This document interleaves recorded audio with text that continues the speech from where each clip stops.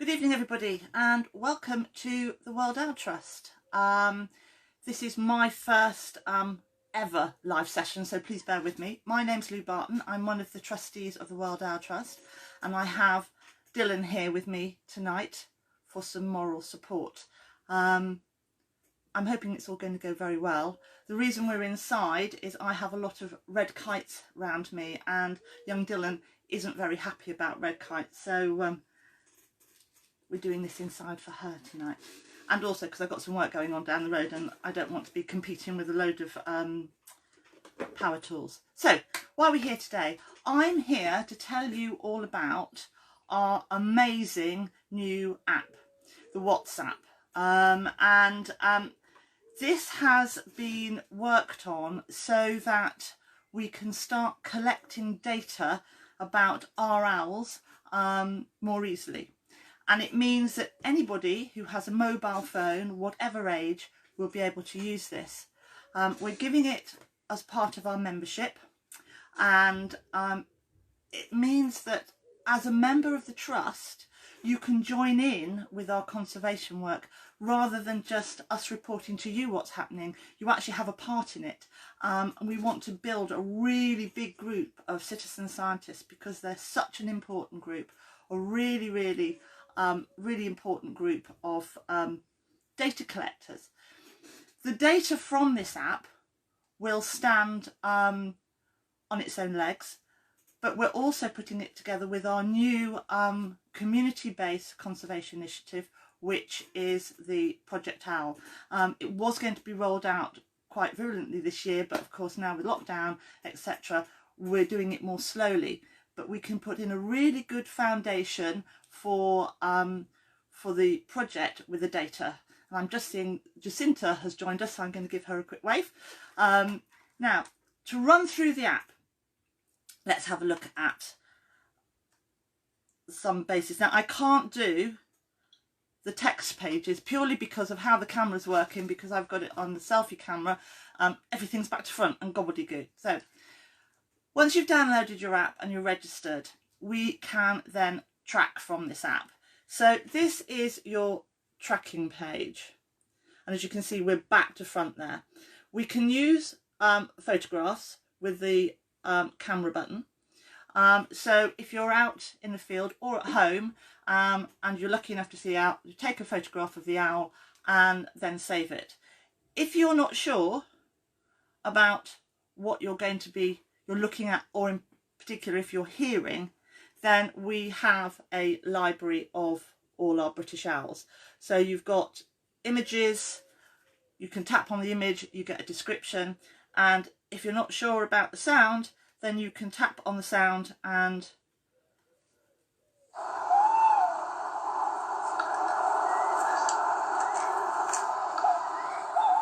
you'll get confirmation that that is, in this case, a male tawny owl, and he's my male tawny owl wild guy who actually sits above this office.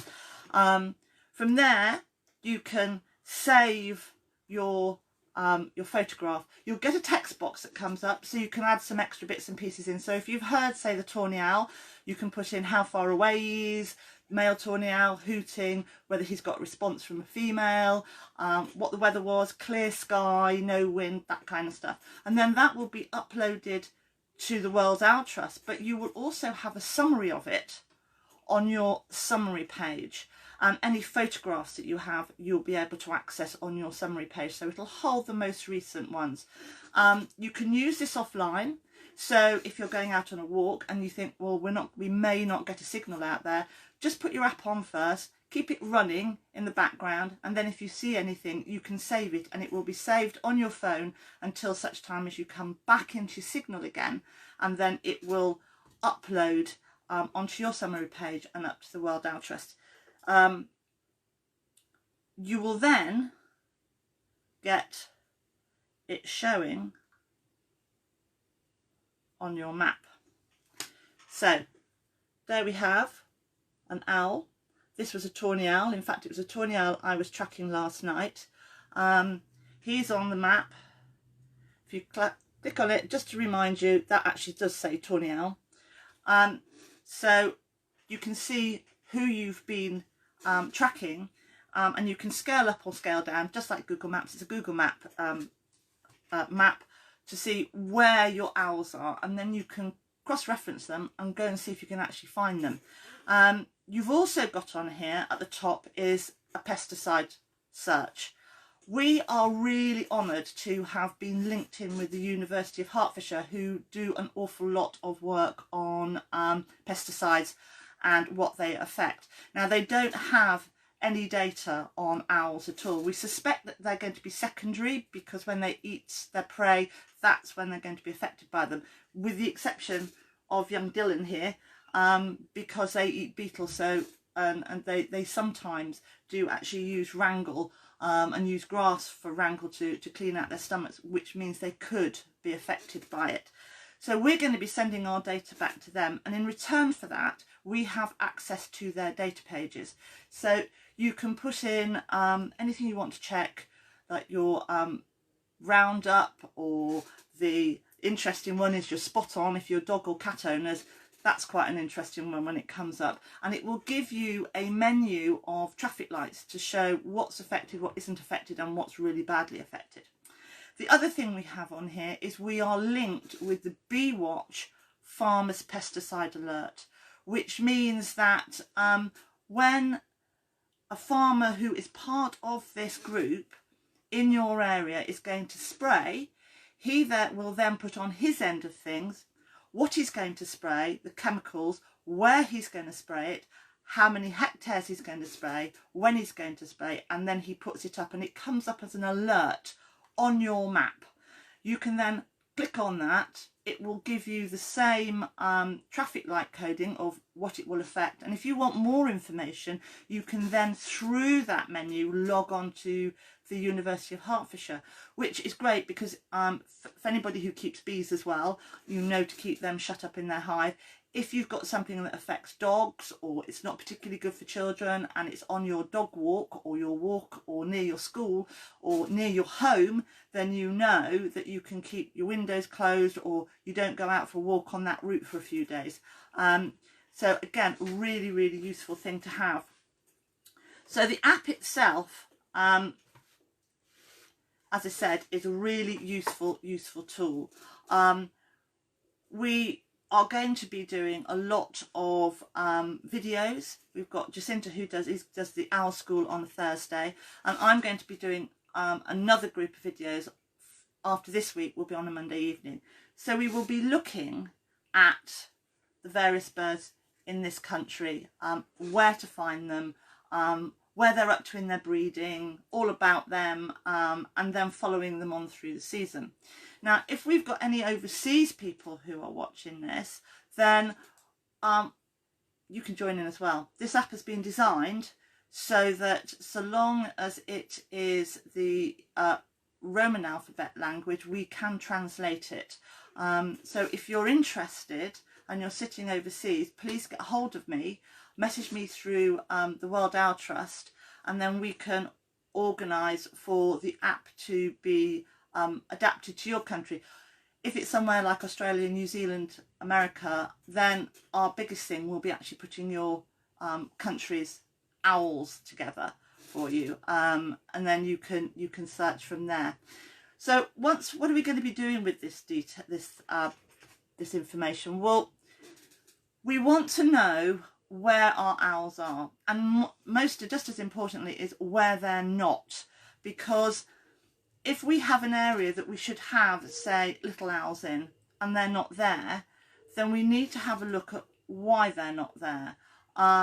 Predominantly what has affected the loss and the decline, because all of our owls are having problems, and that some of them are up and down, but generally they all need care. The barn owl protection over the years has proven to work.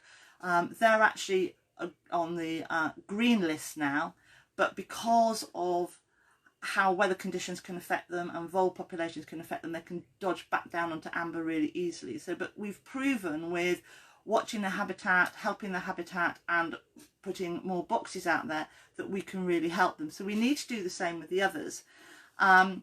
We found that the tawny owls are very adaptable, And so you can be involved in this, whether you live in the country, in the town, in a flat, in a house, with or without a garden, with a balcony, without a balcony.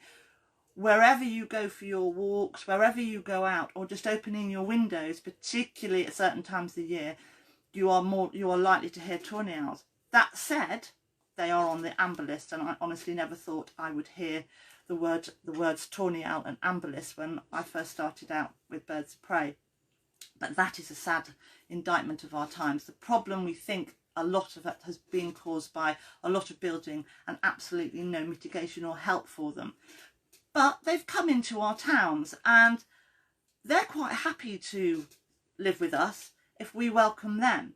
So that's the other thing we'll be doing in these evenings. Apart from meeting the actual birds, we'll be looking at projects you can do in your gardens, in your communities, also if you live in flats, maybe in your communal areas, how we can make these areas owl friendly. And as owls are indicator species, that means they indicate the health of the environment below them. Then if we are providing for them, we're providing for everything else underneath, which means we have a good ecosystem, increased biodiversity. It's healthy for everything, the owls downwards, which means it's healthy for us as well. And it connects us with the natural world. You don't have to be in the middle of the countryside to be connected with owls and the natural world. I'm a bit of an insomniac, and I was having a conversation with a colleague of mine today about tracking, and she said, oh well, I hear tawnies at 2 o'clock in the morning, but I never know where they are. And I said, well, I'm afraid I'm a complete insomniac, and I'm the person in my pyjamas down the garden trying to work out where the tawny owl is. And when you're out at night and you've got a bird hooting, it's magical. You suddenly get involved in their magical world, and so you can save all this data on your app, which means we can then work out where we can help, and we can help you with information on how to help them. Moving forward, as we get involved with this further, then each fortnight or so, as we go through the breeding season, particularly because there's more activity, I will be sending the WOT tracker update to you, so that everybody who's tracking will get an update of what's happening with everybody else and which owls are active and which owls aren't. And also we want your feedback, so not just on what you're finding and any questions which I'll always be answering, but also about the app. We want to build this into something even more special than it is, and we want all our members who are tracking to have a real stake in the app and the trust and the work we're doing. So things like when you get going, if you hear any good calls, little owls particularly, that kind of thing, good female tawny owls, the long-eared are really difficult to get. The recordings we've got on here, bar one at the moment, are second-hand recordings, so we want to improve that. And also, owls don't just have one call. The tawny owl, which is the twit-to-woo, which is 2 owls talking to each other, they have a lot more. They have quite a range of chit-chat and calls.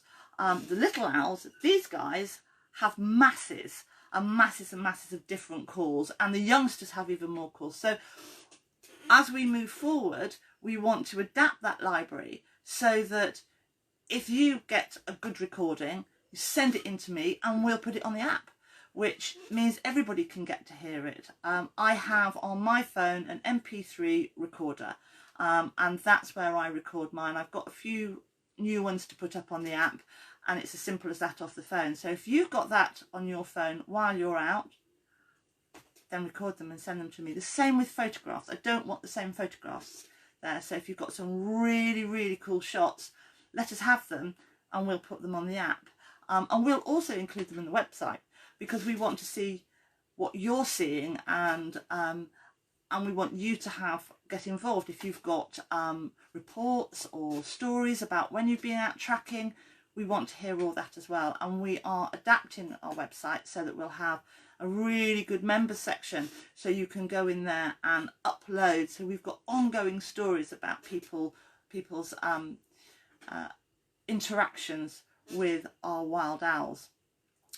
Moving forward, of course, as part of our habitat restoration, we will be doing owl boxes, which are really important. I monitor at the moment for a subgroup of ours, so and we're out doing barn owls. They're Section 1 birds, so we have to have a licence, and the World Owl Trust will either be looking at getting our own licences for areas if there aren't any barn owl groups operating there, or looking to share our work with existing licence holders. The app will be used for monitoring the boxes. So if you want to in future to get involved with monitoring, then we will be giving training for those that want to get involved, so you know exactly what you're doing, and hopefully introducing you to the ringers. So we have, for the barn owls, for example, we go out and we check the boxes, we see what's there, we record what's there. If it's not a barn owl, quite often it's something else. In Oxfordshire and Berkshire, it's normally a stock dove. So we then make a note of what's in the box, how many chicks there are, how many eggs there are, and then we work out the age of those chicks so that we can come back with the ringer so that they can ring those chicks before they fledge. And so all this information is going to be put on those boxes, on the app. All the box information is going to be put on the app. And from there we can identify which are the best boxes, which aren't working. We can then have a look. We'll have the information coming out in, so we will see where the owls are. So if we've got a misplaced little owl box and we're seeing a lot of activity in another area, then we'll just simply move it. We would ultimately like to get involved with having box cams in some of them linked into the website, and also into the local school for the community that project is being worked in. We can have private individuals who have their boxes, and we're looking at rolling out an adopt a box scheme. So you actually don't have to have a big garden on the edge of the countryside to have an owl box. What you can do is adopt a box, and we will be giving you regular updates. And if it's a box with a camera in it in the future, then you will be able to have a feed direct from your box. And we can, again, we will be monitoring everything on the app. So this has got lots and lots of uses, and we're just starting on a really, really exciting time with the Trust, moving forward with the conservation work. We want to move it globally because it's going to be pretty simple to do, and then we will have the other countries operating with other groups that are doing conservation in their countries, but we're still getting the data from their app, and they will be using their data. I mean, we are the World Owl Trust, so we want to work worldwide. So we're going to be rolling all of this out throughout the country. So if you're interested, please get in touch. We have been reviewing our membership, and at the Trust we are very, very aware of affordability. We face it as a trust all the time, so we have to watch how we're moving forward and how we spend, and make sure we spend wisely. And particularly in these lockdown periods, you know, some of us are finding that we have to budget a little bit harder, but we don't want that to mean that if you want to get involved with what we're doing and come into the world of owls with us and do some of this work and this tracking, that you should feel that you can't do it. So what we've done is we've gone through and we've had a look at our memberships, and so we have revisited them, and we've put a whole new group in. So we've got some more corporate ones. We've got schools and preschools and businesses and organisations. But for people watching tonight, we've got our private ones. So we've now got junior, adult, family and joint. And we have now made these available on 3 payment options. So you can pay monthly, you can pay quarterly, or you can pay annually, according to what fits your pocket the best. So we've got a junior membership, which starts at £2 per month. We've got an adult, which starts at £3.25 a month. A family, which starts at £5.75 a month, and a joint which starts at £4.08 per month. You can then, you will get an app with that. So once you've joined, we will send you out an access code, user guide, and get you up and running. And then we'll work with you from there on in, giving you lots of advice. We want your feedback, and then you're part of our big WOT family, membership and citizen scientist family. We want children to be involved because it's really important for them to engage. They'll learn so much because it's not just a matter at looking, these guys are the pinnacle, but particularly for children. This little owl, she eats beetles. So for the children, it's absolutely brilliant because we're doing everything from little owls down to mini beasts. So they look at all the different things in between. All the birds and the owls, they need water. So we can look at ponds, however big or small, or just something for them to bathe in. Tawny owl loves bathing. Tawny owls actually fish, and I've heard a story recently of somebody who lost one of their goldfish. They got it on a camera that was on the edge of a shed. They couldn't understand where the goldfish had gone. He'd been in that pond for 10 years, and when they had a look, the local tawny owl had come down. He'd had a bit of a bath and then decided to take dinner away at the same time. So we can look at everything. It's great fun to do, and while we're in lockdown and while you've got children at home and during the summer holidays, this is an ideal time to do it. You can find owls at home, you can find them on your walk, and so please get in touch and come and join us. Also, if you'd like to help us feed our youngsters, that would be brilliant. We have a donation page, justgiving.com, Strange Things. If you go on there, if you can't find it under Strange Things, please just put in World Owl Trust, it comes up. However much, 75p for a mouse, up to whatever, it all goes to help, and it goes to help those 2 really hungry chicks who you're going to see on Thursday evening. So I'm going to be back next Monday, and next Monday it's little owls. So it will be Dylan here plus one other, my little male, and we'll be looking at them in more detail. I hope you've enjoyed this evening. I hope you're going to come and join us and be a part of the World Owl Trust team and the trackers. And I look forward to hearing from you. And I hope I haven't waffled on too much. Thanks. Have a good evening. Bye-bye.